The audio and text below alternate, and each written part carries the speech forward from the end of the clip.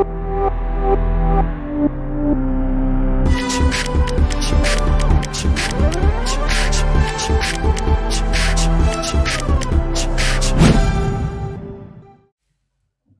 दोस्तों, तो अगले क्वेश्चन की ओर डिस्कस किया जाए। ध्यान देना क्या है। मेरे पास एक डिस्क है of radius capital R and mass M, जो उसका एक वर्टिकल एक्सिस है जिसके अबाउट हॉरिजॉन्टल प्लेन में वो ओमेगा नॉट से रोटेट कर रहा था। नाउ ये वाले वर्टिकल रॉड के वर्टिकल जो एक्सिस है उसके साथ एक मासलेस रॉड लगा हुआ है, ठीक है, वो फिक्स्ड है, वेल्ड किया हुआ है, और वो वाले रॉड को एक्सिस बनाते हुए एक दूसरा छोटा सा डिस्क, समझ लो ये हमारा हॉरिजॉन्टल प्लेन में कैपिटल एम वाला डिस्क है, स्मॉल एम ऐसा है, ठीक है, तुम लोग की तरफ ऐसे दिख रहा है, राइट। उसके ऊपर मैंने इसको जेंटली प्लेस कर दिया। तो सवाल यह है कितना टाइम बाद दोनों डिस्क के बीच में स्लिपिंग जो है वो हमारी रुक जाएगी। अच्छा, तो सबसे पहले मैं डिस्क कैपिटल एम का एक टॉप व्यू ले रहा हूं और जो हमारा ये वाला डिस्क है इसका मैं साइड व्यू ले रहा हूं। तो पहले मैं देख रहा हूं top view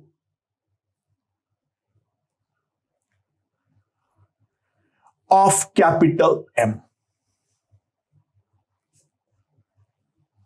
now capital M का टॉप व्यू में हमें क्या नजर आएगा समझो। देखो ये हमारा डिस्क है, यहां पर ऐसा एक्सिस है।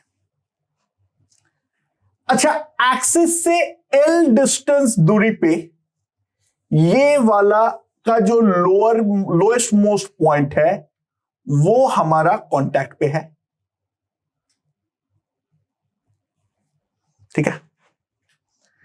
नाउ कोई भी जनरल इंस्टेंट पे अगर मैं ऊपर से देख रहा हूं तो मुझे ऐसे नजर आ रहा है, ठीक है, सॉरी नीचे से देख रहा हूं तो मुझे ऐसे नजर आ रहा है, मतलब क्या है, चलो बॉटम व्यू ले लो, कोई फर्क नहीं पड़ता है, ठीक है, बॉटम व्यू ले लो। तो ये हमारा ओमेगा नॉट ऐसा है,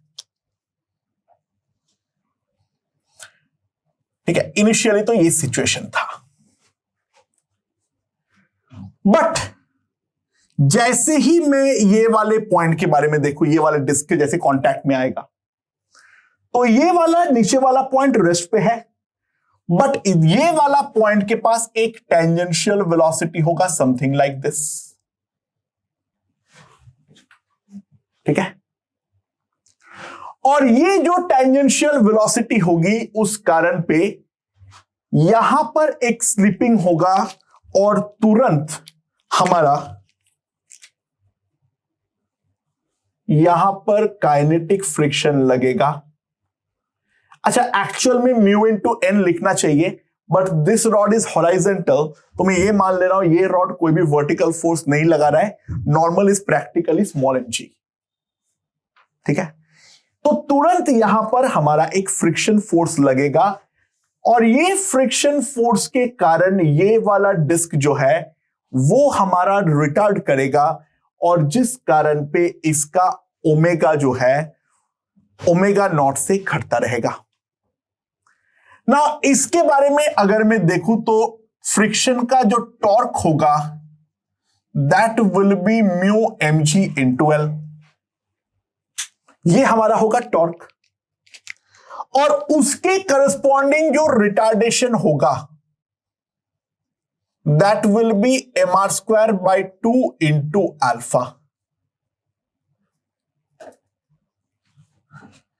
राइट। यहां पे कैपिटल एम आएगा, राइट। सो अल्फा जो होगा that is 2 mu M G by capital M R square, ये है मेरा अल्फा की वैल्यू, और उसके करस्पॉन्डिंग जो मेरा ओमेगा आएगा, omega will be equals to omega naught minus alpha T.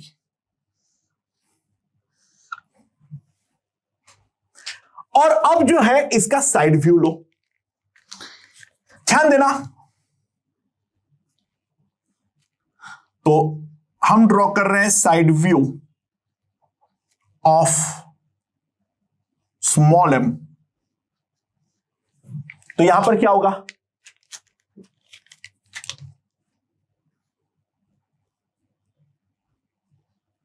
ये हमारा स्मॉल m है of radius r। Okay, so obvious सी बात है, यहां पर जो फ्रिक्शन है, यहां पर जो हमारा फ्रिक्शन है, वो फ्रिक्शन क्या होने वाला है, वो फ्रिक्शन हमारा क्या होने वाला है, वो फ्रिक्शन हमारा इस तरीके से लगने वाला है म्यू mg। और जिस कारण पे ऑब्वियस सी बात है, इसके ऊपर एक ऐसा अल्फा डैश जो है वो हमारा डेवलप होगा। इसके करस्पॉन्डिंग जो टॉर्क होगा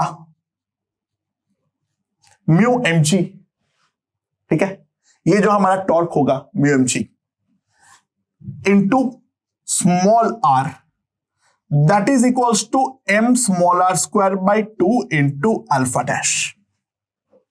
ठीक है, समझ में?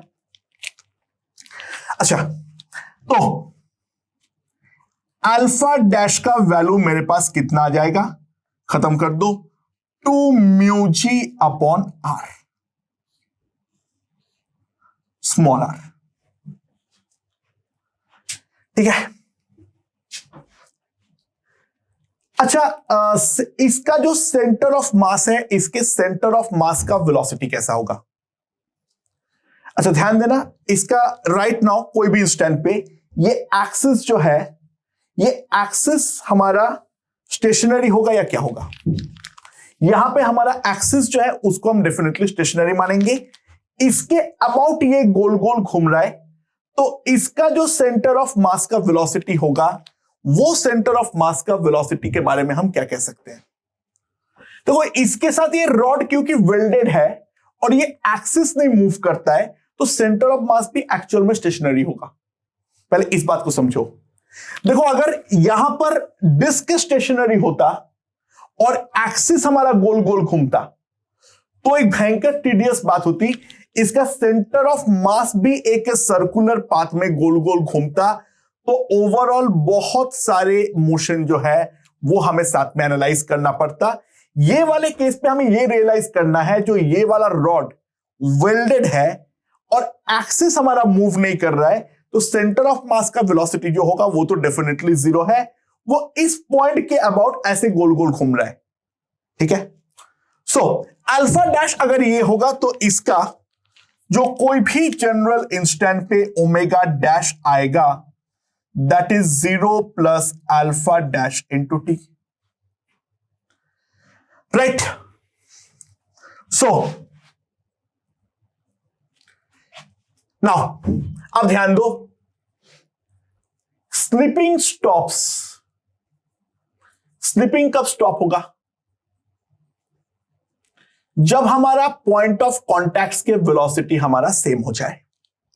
नाउ पॉइंट ऑफ कॉन्टैक्ट के वेलोसिटी के पॉइंट ऑफ व्यू से अगर मैं ध्यान दूं, तो इसका जो इस पॉइंट का वेलोसिटी होगा that will be omega into L, और इसका जो उस पॉइंट का वेलोसिटी होगा that will be omega dash into are.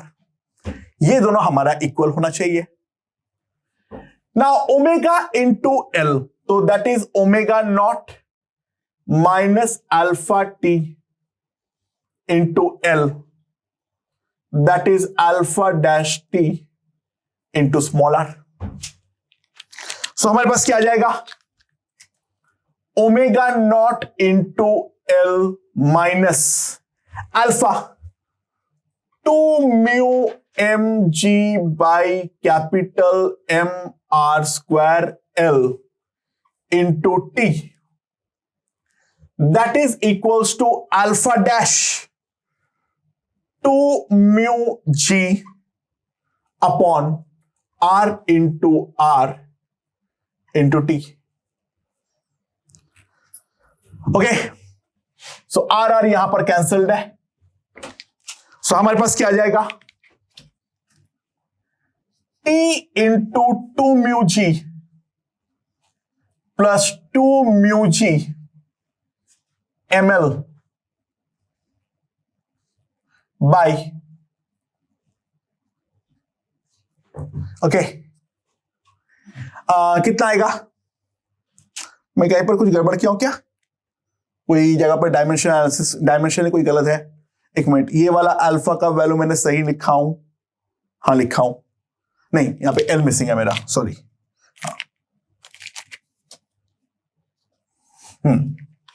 तो यहां पे एल स्क्वायर आएगा